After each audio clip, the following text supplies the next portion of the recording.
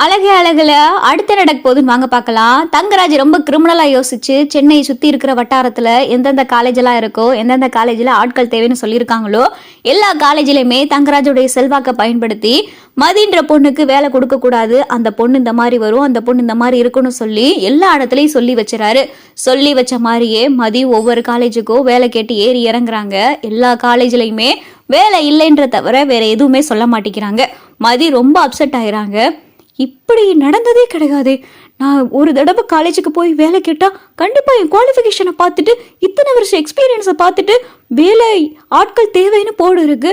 ஆனால் நான் போய் கேட்டால் மட்டும் எல்லா இடத்துலையும் சொல்லி வச்ச மாதிரி வேலை இல்லைன்னு சொல்கிறாங்களே அப்படின்னு சொல்லி மதி நினச்சி புலம்பி ரொம்ப டயர்டாக சாயந்தரம் வீட்டுக்கு வராங்க. அப்போதான் லட்சுமி, என்ன வேலை தேடி போன, காலையில் வீட்டை விட்டு போனவ சாயந்தரம் ஆயிருச்சு, என்ன வேலை கிடைச்சிச்சா இல்லையா அப்படின்னு சொல்லி லட்சுமி ரொம்ப நக்கலை எகத்தாளமா கேட்க, அப்பதான் மதி இல்லை எதுவும் கிடைக்கல அப்படின்னு சொல்லி மதி சொல்லவும், அப்பதான் மலர் பார்த்துட்டு சரி மதி வா நான் உனக்கு காஃபி போட்டு தரவா அப்படின்னு சொல்லிட்டு வேகமா மலர் மதியை கிச்சனுக்கு கூட்டிட்டு போயிடறாங்க. என்ன மதி என்ன ஆச்சு அப்படின்னு சொல்லிட்டு மதி கேக்கு, எனக்கு ஒண்ணுமே புரியல,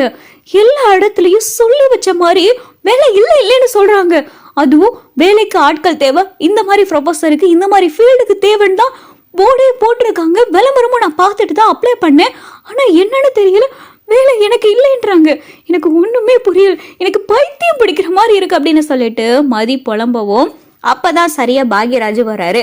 என்ன பாக்யராஜ் இன்னைக்கு வேலையெல்லாம் எப்படி போச்சு அப்படின்னு சொல்லிட்டு ராகவன் கேட்க, வழக்கம் போலதான்ப்பா, என் பேங்குக்கு பக்கத்தில் ஒரு ஹோட்டல் இருந்துச்சுப்பா, அதை என்னன்னு தெரியல வெக்கேட் பண்ணிட்டாங்க, இப்போ அந்த ஹோட்டல் விலைக்கு வருது, அதுக்கு சம்மந்தமாக லோன் கேட்டு தான் இன்னைக்கு ஒருத்தர் வந்தார், அவரோட பெரிய ரோதனையாக போச்சு அப்படின்னு சொல்லிட்டு யதார்த்தமாக பாக்யராஜ் பேச, அப்போதான் மலருக்கு ஒரு ஐடியா தோணுது. மதி நீ ஃப்ரீ ஆகிட்டு சொல்லு, உங்ககிட்ட நான் கொஞ்சம் பேசணும் அப்படின்னு சொல்லிட்டு மலர் சொல்ல,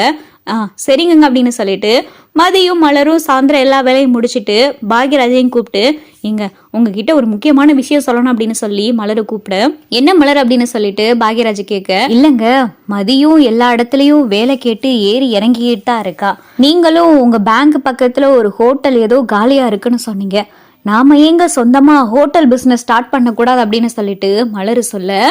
ஏன் மலரு இது நல்ல ஐடியாவா இருக்கே அப்படின்னு சொல்லி பாக்யராஜ் சொல்ல, அப்பதான் மதிக்கும் தோணுது, நம்ம ஏன் நம்மளுடைய குவாலிஃபிகேஷனுக்கு ஒவ்வொரு இடமா ஏறி இறங்குறதுக்கு பெசாட்டில் இந்த ஐடியா நல்லா இருக்கே, நம்மளே ஒரு சொந்தமாக தொழில் ஆரம்பிச்சா என்ன அப்படின்னு சொல்லிட்டு மதிக்கும் தோணுது. என்ன மதி நான் சொல்றது கரெக்டா அப்படின்னு சொல்லிட்டு மலரு கேட்க, நல்ல யோசனை தாங்க அப்படின்னு சொல்லிட்டு மதியும் சொல்ல, ஆனால் மலரு அதுக்கு நிறைய இன்வெஸ்ட்மெண்ட் வேணுமே அப்படின்னு சொல்லிட்டு பாக்யராஜ் சொல்ல, ஏங்க லோன் எடுக்கக்கூடாதா, உங்கள் பேங்க்லேயே ஒரு லோன் வாங்கித்தாங்களேன், பத்தாவதுக்கு நான் கொஞ்சம் நகை வச்சுருக்கேன், மதி நீயும் ஷேருக்கு தருவீல அப்படின்னு சொல்லிட்டு மலர் கேட்க, கண்டிப்பாங்க நானும் என் ஷேருக்கு தரேன், இது நல்ல யோசனை தான் அப்படின்னு சொல்லிட்டு மதி சொல்ல,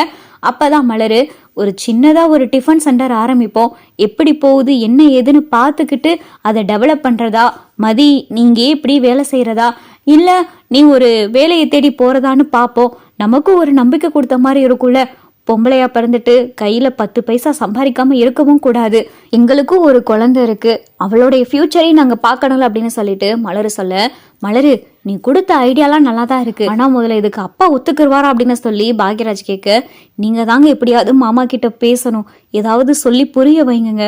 எனக்கும் வேலைக்கெல்லாம் போகணும்னு ஆசை தான், ஆனா எங்க வீட்டுல இத்தனை பேத்துக்கு சமைக்கிறது எனக்கு நேரம் சரியா இருக்கு, இதே சமையல நான் எங்க வேலையா பார்க்க கூடாது, இப்ப இத்தனை பேத்துக்கு சமைக்கிறேன், கூட ஒரு 20 பேத்துக்கு சமைக்க போறேன், அவ்வளவுதானே, இங்க இருக்கிற சாப்பாடை அப்படியே காலையில மதியம்னு இங்க வீட்டுல இருக்கிறவங்களும் சாப்பிட்டுக்கிற வேண்டியதான், வேற வழி என்ன பண்றது, கொஞ்ச நாளைக்கு ட்ரை பண்ணி பார்க்கலாமே, அந்த பிசினஸ் நல்லா நடக்கிறத பொறுத்து அதை டெவலப் பண்றதா வேணாமான்னு சொல்லி அப்புறம் யோசிப்போம், நீங்க தாங்க எப்படியாவது பேசணும் அப்படின்னு சொல்லிட்டு மலர் சொல்ல, மதியும் சரின்னு சொல்லிடுறாங்க. சரி வா அப்பாட்ட போய் பேசி பார்க்கலாம் அப்படின்னு சொல்லிட்டு பாக்யராஜும் பார்த்தா ராகவன் கிட்ட பேச வராரு. அப்பா ஒரு முக்கியமான விஷயம் பேசணும் அப்படின்னு சொல்லி பாக்யராஜ் சொல்ல, அப்பதான் லட்சுமி, பாக்யராஜ் மணியாச்சு நீனும் போய் தூங்கலையாடா அப்படின்னு சொல்லிட்டு லட்சுமி கேட்க, இல்லம்மா ஒரு முக்கியமான விஷயம் பேசணும் அப்படின்னு சொல்லி பாக்யராஜ் சொல்லவும், என்ன பாக்யராஜ் அப்படின்னு சொல்லி ராகவன் கேட்குறாரு. இல்லைப்பா இன்னைக்கு என் பேங்க் பக்கத்தில் ஒரு ஹோட்டல் காலியா இருக்குன்னு சொன்னேல அப்படின்னு சொல்லி பாக்யராஜ் சொல்ல, ஆமாம் அதுக்கு என்னப்பா அப்படின்னு சொல்லி ராகவன் கேட்க, இல்லைப்பா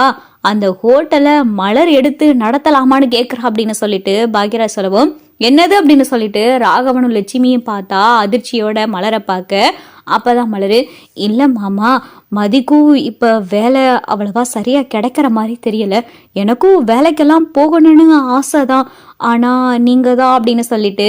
மலர் அப்படியே மென்னு முழுங்க. ஏன் மலரு, உன்னால ஒரு ஹோட்டல் எடுத்து நடத்த முடியுமா? வீட்டில் இத்தனை பேர் இருக்கோம், இதுக்கே வாரத்துக்கு என்ன காய்கறி ஆகுது கறி ஆகுதுன்னு உனக்கு இன்னும் தெரிய மாட்டேங்குது, நீ ஒரு ஹோட்டல் எடுத்து நடத்திடுவியா? உனக்கு எதுக்கு இது தேவையில்லாத வேலை அப்படின்னு சொல்லிட்டு லட்சுமி சொல்ல, அப்படி இல்லை அத்தை, இத்தனை பேத்துக்கு சமைக்கிறேன், கூட ஒரு 10 பேத்துக்கு சமைக்க போறேன், அவ்வளவுதானே, முயற்சி பண்ணி பார்க்கலாமே, எனக்கும் சம்பாதிக்கணும்னு ஆசை இருக்கு, அந்த ஹோட்டலை எடுத்து நடத்தணும்னு முயற்சி பண்ணலாமே, நானும் மதியம் சேர்ந்துதான் அதை பண்ண போறோம் அப்படின்னு சொல்லிட்டு மலரு சொல்ல, நீயம்மா சேர்ந்து பண்ண போற அப்படின்னு சொல்லி லட்சுமி கேட்க, அப்பதான் ராகவன்,